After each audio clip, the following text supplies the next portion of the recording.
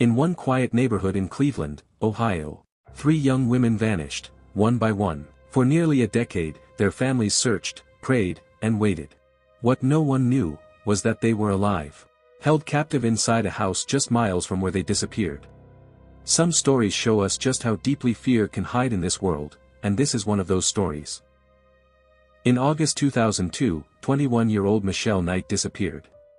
A year later, 14-year-old Amanda Berry vanished while walking home from work. Then in 2004, 14-year-old Gina DeJesus also went missing. Each case shocked the Cleveland community.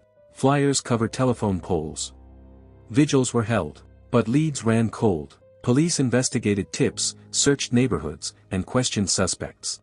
Still no trace. The girls were officially listed as missing. But they were not gone. They were being held inside a house on Seymour Avenue. The man responsible was Ariel Castro, a former school bus driver. He lured the girls separately into his home with promises of rides or help. Once inside, they were trapped. For nearly 10 years, the victims were confined in locked rooms. Windows were covered. Doors were chained. Neighbors had no idea what was happening inside. Despite the isolation and abuse, the women supported one another. They survived.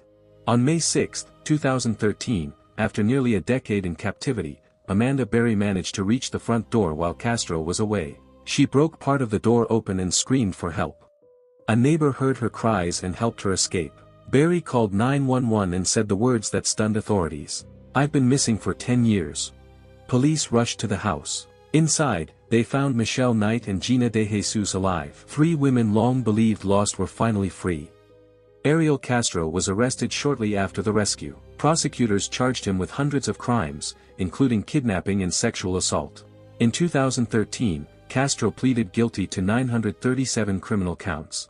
He was sentenced to life in prison without the possibility of parole, plus an additional 1,000 years. The case shocked the nation. How could something so horrific happen in an ordinary neighborhood, for so long?